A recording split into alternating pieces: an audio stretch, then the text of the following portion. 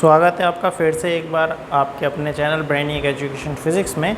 और आज हम बात करेंगे इलेक्ट्रिक फील्ड के बारे में। तो देखिए, लास्ट वीडियो में हमने फोर्स के बारे में बात करी थी, जो कि एक चार्ज की वजह से काम करता है। और ये दोनों पार्ट किसके हैं? इलेक्ट्रोस्टैटिक के। इलेक्ट्रोस्टैटिक, तो चार्ज की वजह से जो फोर्स लगता है किसी दूसरे चार्ज पर, उसकी हमने प्रीवियस वीडियो में बात करी थी। अगर आपने वो वीडियोस नहीं देखी हैं तो मैं लिंक जो है डिस्क्रिप्शन में दे दूंगा, या आप हमारे प्लेलिस्ट में जाके भी ये सारी वीडियो देख सकते हैं जो टॉपिक वाइज टॉपिक आपको मिल रही हैं। ठीक है, ऑलराइट। तो इलेक्ट्रिक फील्ड, तो हमने ये पढ़ा था लास्ट वीडियो में कि अगर दो चार्ज हैं, सपोज़ करिए एक चार्ज ये है और दूसरा चार्ज ये है, तो ये दोनों चार्ज क्या करते हैं? एक दूसरे पर फोर्स अप्लाई करते हैं। ठीक है, अगर ये दोनों पॉजिटिव चार्ज हैं तो हम ये कहेंगे कि ये इस पर इधर फोर्स लगाएगा और ये इस पर इधर फोर्स लगाएगा। और अगर ये नेगेटिव पॉजिटिव हैं तो ये अट्रैक्टिव फोर्स लगाएंगे, पर फोर्स लगाएंगे। और यहाँ पर हम ये पढ़ते हैं कि ये जो फोर्स है ये कैसा फोर्स है? ये नॉन कॉन्टैक्ट फोर्स है। नॉन कॉन्टैक्ट फोर्स है, यानी फोर्स को अप्लाई होने के लिए बॉडी को एक दूसरे को टच करने की रिक्वायरमेंट है नहीं। तो जितने भी नॉन कॉन्टैक्ट फोर्स होते हैं हमारे नेचर में, जितने भी नॉन कॉन्टैक्ट फोर्स होते हैं वो फील्ड वाले कॉन्सेप्ट पर काम करते हैं। वो अपने आसपास एक फील्ड बनाते हैं जिससे वो किसी दूसरी बॉडी पर क्या लगाएंगे? फोर्स लगाएंगे। ऑलराइट, चाहे वो आपका इलेक्ट्रिक फील्ड हो, चाहे वो आपका मैग्नेटिक फील्ड हो, चाहे वो आपका ग्रेविटेशनल फील्ड हो। अब ये देखिए फोर्स, देखिए all type of non-contact force, all type of non-contact force works with the help of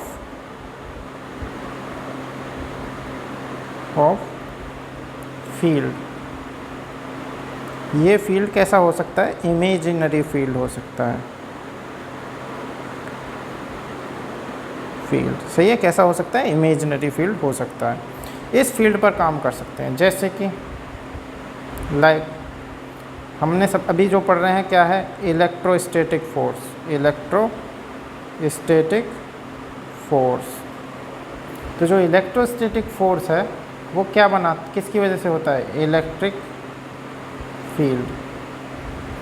अब जैसे ग्रेविटेशनल फोर्स है, ग्रेविटेशनल फोर्स है, तो वो क्या बनाएगा? Gravitational field. Gravitational field, alright. ऐसे ही मैग्नेटिक फोर्स है, तो मैग्नेटिक फोर्स किसकी वजह से लगता है? मैग्नेटिक फील्ड की वजह से। तो आप हमेशा इस तरह के, और भी अगर कोई हो सकता है, तो आप इस तरह के सभी फोर्स में आप ये देखोगे कि ये फील्ड थ्योरी पर काम करते हैं, हमने आसपास फील्ड बनाते हैं। तो ऐसे ही इलेक्ट्रोस्टैटिक में हम क्या पढ़ते हैं? Electric field. क्या पढ़ते हैं? Electric field. सही है। तो इलेक्ट्रिक फील्ड क्या होता है? ये अगर कोई चार्ज है, अगर कोई चार्ज है और हम क्या मानते हैं, सपोज़ करो ये पॉजिटिव चार्ज है। कैसा चार्ज है? पॉजिटिव। तो इसके आसपास का ये जो भी एरिया है, इसके आसपास का ये जो भी हम मान रहे हैं, ये जो एरिया है जहाँ तक भी ये फोर्स अप्लाई कर सकता है किसी दूसरी बॉडी पर, उसको हम क्या बोलेंगे? इसका क्या बोलेंगे? फील्ड बोलेंगे। ऑलराइट, क्या बोलेंगे? Electric field. तो हम ये लिख सकते हैं, a space around the charge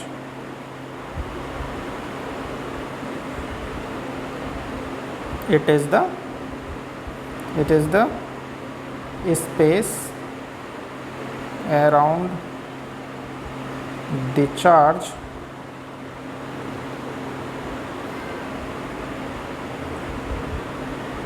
up to which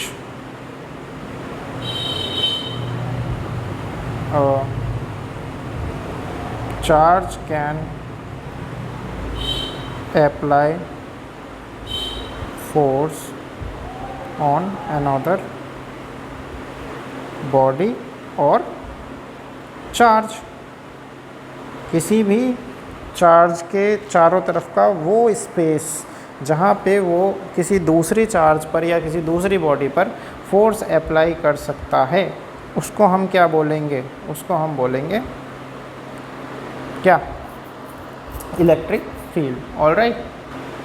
तो सपोज़ करिए कि मैंने एक चार्ज लिया यहाँ पर, इस चार्ज को मैंने नाम दिया कैपिटल Q, और इस चार्ज की वजह से मैंने कहा कि यहाँ पर ये फील्ड बन रहा है। क्या फील्ड बन रहा है? इलेक्ट्रिक फील्ड हमारा ये बन रहा है। ठीक है, अभी ये मैं सिर्फ ऐसे ही आपको फील्ड बनाकर यहाँ पर ये दिखा रहा हूँ, बाद में हम इसके बारे में डिटेल से में बात करेंगे। ठीक है, तो इस तरह से ये फील्ड बन रहा है और यहाँ पर एक दूसरा चार्ज आता है। दूसरा चार्ज सपोज़ करिए ये Q चार्ज यहाँ पर आ रहा है, स्मॉल q चार्ज इस पर आया, तो हमने कहा ये भी चार्ज सपोज़ करो पॉजिटिव है, तो ये क्या करेगा? ये इस पर फोर्स अप्लाई जो है करेगा। ये किधर अप्लाई करेगा? फोर्स इस डायरेक्शन में। ऑलराइट, कैसे अप्लाई करेगा फोर्स? इस डायरेक्शन में ये फोर्स को अप्लाई करेगा। ठीक है, तो हम ये कह सकते हैं कि ये इस पर फोर्स लगा रहा है, और फोर्स किसकी वजह से लग रहा है? इलेक्ट्रिक फील्ड की वजह से। तो हम इलेक्ट्रिक फील्ड को ये भी डिफ़ाइन कर सकते हैं that electric field is equal to the force per unit charge.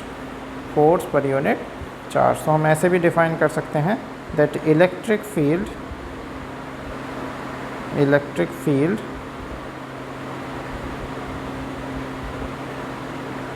Defines the force, या हम ऐसा लिख सकते हैं electric field is equal to the force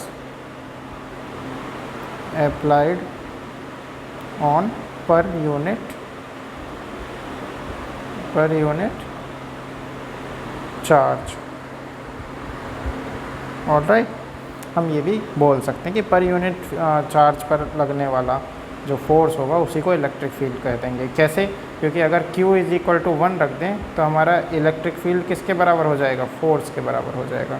तो यहाँ से ये आपकी जो है डेफिनेशन आई है। ठीक है, कि इलेक्ट्रिक फील्ड इक्वल है फोर्स के पर यूनिट चार्ज। ठीक है, ऑलराइट। तो this is the definition of force. इसमें ये जो कैपिटल Q है, ये जो हमारा कैपिटल Q हम ले रहे हैं, दिस Q, ये हमारा क्या है? सोर्स चार्ज है। क्या है? Source charge. सोर्स चार्ज कौन सा होता है? Which creates electric field. Alright, और ये जो स्मॉल q है ये हमारा यहाँ पर क्या है? Test charge.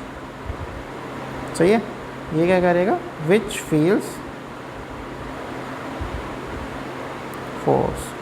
अब ऐसा नहीं है, फोर्स तो देखो दोनों फील कर रहे होंगे, ये भी इस पर इतना ही फोर्स लगा रहा होगा जो हम पीछे पढ़ चुके हैं, इस पर भी फोर्स लग रहा होगा, पर क्योंकि हम यहाँ इलेक्ट्रिक फील्ड की बात कर रहे हैं तो इलेक्ट्रिक फील्ड हम लेंगे बड़े वाले चार्ज का। तो बड़ा वाला जो चार्ज हो जाएगा वो सोर्स चार्ज हो जाएगा, और जो स्मॉल चार्ज होगा वो हमारा कैसा होगा? टेस्ट चार्ज होगा। ठीक है, तो हमने यहाँ पर देखा क्या कि हमारा जो इलेक्ट्रिक फील्ड होता है वो होता है फोर्स पर यूनिट चार्ज, और ये जो इलेक्ट्रिक फील्ड है ये स्केलर क्वांटिटी है, sorry vector. Electric field is a vector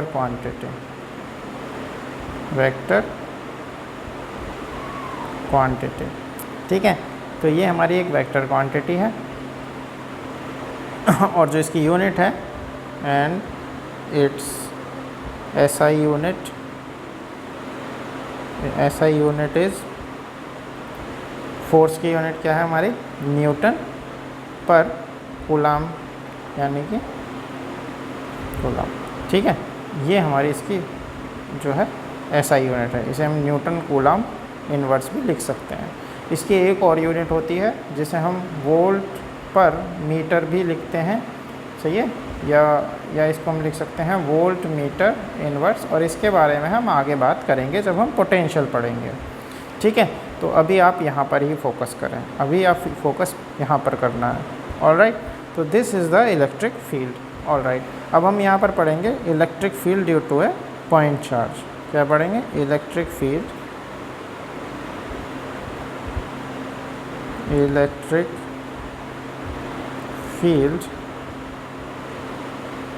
due to ए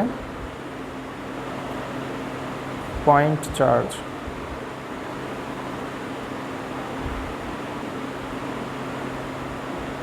ठीक है, तो देखिए सपोज करें कि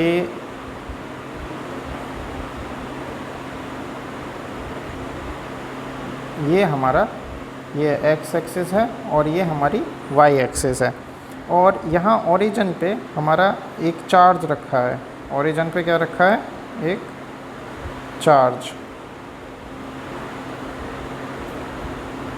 ठीक है, तो हमने माना ये Q चार्ज हमारा ओरिजिन पे रखा है, और यहाँ से एक पॉइंट हमें दिया गया है ये P, और इसकी जो डिस्टेंस है यहाँ से,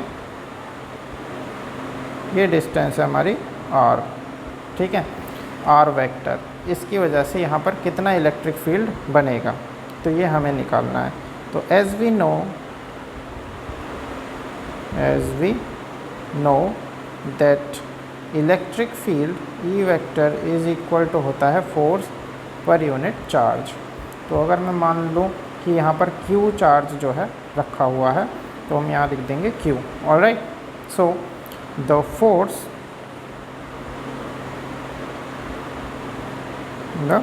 फोर्स वर्किंग बिटवीन देम कितना होगा? F हो जाएगा हमारा कूलम्ब्स लॉ वाला फोर्स। क्या हो जाएगा? 1/4 पाई एप्सिलॉन नॉट Q, यानी कि capital Q into small q upon r square. और इसकी डायरेक्शन भी अगर मैं लिखूँ दैट इज़ r वेक्टर, तो डायरेक्शन कहाँ आएगी? यहाँ आएगी, क्योंकि हमारा जो Q चार्ज है, Q is a unit positive charge. Positive charge हम ले रहे हैं। ठीक है, तो इस वैल्यू को हम अगर यहाँ रखेंगे f की वैल्यू को, तो हम ये देखेंगे E वेक्टर जो हो जाएगा वो हो जाएगा 1/4 pi epsilon naught Q upon r square, और ये r कैप अपॉन Q। ठीक है, तो इसको हम लिख सकते हैं 1/4 pi epsilon naught Q small q upon r square into Q r cap. Q से ये Q कैंसिल हो जाएगा, तो हमारा जो E वेक्टर आएगा, E वेक्टर ये आएगा 1/4 pi epsilon naught Q upon r square. ठीक है, तो इससे हमें क्या पता चलता है? इससे हमें पता चलता है कि जो इलेक्ट्रिक फील्ड है वो सोर्स चार्ज पर ही डिपेंड करेगा। ठीक है, तो electric field is only depends on source charge. Alright, तो ये हमारा इलेक्ट्रिक फील्ड होगा। और अगर हम इसको ओरिजिन पे ना लेके अलग पॉइंट पर ले लेते हैं, ठीक है, जैसे ये है और हमारा, और ये हमारा x है, ये हमारा y है, ये हमारा ओरिजिन है, और हमारा एक चार्ज तो यहाँ है, इसको हमने बोला q, और दूसरा चार्ज हमारा यहाँ है, इसको हमने बोला स्मॉल q। ठीक है, इसके जो पोजीशन वेक्टर है यहाँ से यहाँ तक, इसको हमने बोला r1 वेक्टर, और इसके जो पोजीशन वेक्टर है इसको हमने बोला r2 वेक्टर। ठीक है, तो जो इलेक्ट्रिक फील्ड हो जाएगा हमारा in given figure, capital Q and small q are 2 charges. सही है, ठीक है, और ये मान लेता हूँ ये स्मॉल क्यू कहाँ रखा है, पी पॉइंट पर रखा है, और इस पी पॉइंट पर हमें निकालना है 2 चार्जेस। तो स्मॉल क्यू प्लेस्ड 2 चार्जेस, अभी इसके लिख दें with position vector R1 and R2। Position vector वो होते हैं जो पोजीशन बताते हैं ओरिजिन से किसी भी पॉइंट की, ठीक है। So we have to calculate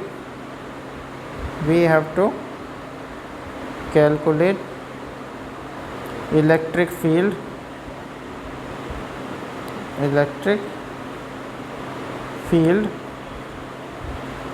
on point P। तो देखिए P पॉइंट पर हमें इलेक्ट्रिक फील्ड निकालना है due to charge capital Q। तो हम निकाल लेंगे, देखो E vector is equal to क्या होता है 1/4 पाई एप्सिलॉन नॉट और Q अपॉन R स्क्वायर, ठीक है। तो देखिए अब हमें यहाँ से अगर सपोज़ करो ये 1 है और ये 2 है, तो मुझे यहाँ से यहाँ तक की डिस्टेंस चाहिए, और ये मैंने कूलॉम्स लॉ के वेक्टर फॉर्म में पहले भी आपको बताया था कि डिस्टेंस हम कैसे निकालेंगे। हम कहाँ से कहाँ जा रहे हैं, 1 से 2 की तरफ, तो हमें चाहिएगा R1 to 2, ठीक है। तो हम जब ये निकालेंगे यहाँ पर, तो ये जो आ जाएगा R12 का स्क्वायर और ये R12 कैप। भाई ये फोर्स लगेगा यहाँ पर, ये जो है इलेक्ट्रिक फील्ड की डायरेक्शन होगी, ठीक है। तो हम यहाँ पर डिस्प्लेसमेंट वेक्टर कैसे कैलकुलेट करें, डिस्प्लेसमेंट वेक्टर R12 वेक्टर। अगर आपको नहीं पता ये कैसे कैलकुलेट करना है, तो आप मेरी vector form of Coulomb law वाली वीडियो जो है देख सकते हैं, वहाँ पर मैंने ये डिटेल में जो है डिस्क्राइब किया है। तो डिस्प्लेसमेंट वेक्टर हम क्या है, बाद वाले में से R2 vector minus R1 vector कर देंगे, पहला वाला घटा देंगे, ठीक है, क्योंकि यहाँ triangle law of vector addition लगता है। तो आप एक बार वो वीडियो जाके देख लें, वहाँ पे आपको कॉन्सेप्ट क्लियर हो जाएगा, ठीक है। शॉर्ट में मैंने बता दिया, लास्ट वाले में से पहला वाला घटा दो, तो R12 तो R2 माइनस R1 वेक्टर, ठीक है। तो हम यहाँ पर सीधा लिख देंगे that E vector is equal to 1/4 pi epsilon naught Q upon R2 vector minus R1 vector इसके स्क्वायर, सही है, और R12 कैप, ठीक है। अगर मैं इसको आगे सॉल्व करना चाहूँ तो मैं इसको ऐसे भी लिख सकता हूँ, E vector is equal to 1/4 pi epsilon naught Q R2 vector minus R1 vector upon R2 minus R1 का Q, ठीक है। इस तरह से भी मैं इसको लिख सकता हूँ, ठीक है। तो ये मेरा क्या बन जाएगा, सीधा सा एक फॉर्मूला। ऑलराइट, तो this is the electric field due to a point charge. So आप नॉर्मल ये जो है याद रखें, कहाँ गया वो, देखिए ये रहा, आप ये टर्म जो है याद रखें। इलेक्ट्रिक फील्ड का सिंपल फार्मूला अगर हम निकालें तो E वेक्टर जो हो जाएगा वो हो जाएगा 1/4 pi epsilon naught Q upon R square, ठीक है, ये होता है। और एक आपको पता ही है फोर्स पर यूनिट चार्ज, उसी से ये फार्मूला डेवलप हुआ है। ऑलराइट, इसके बाद हम बात करेंगे कि electric field due to a number of charge. तो देखिए क्या निकालेंगे, इलेक्ट्रिक फील्ड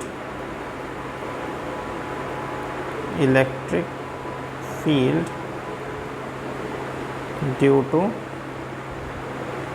नंबर ऑफ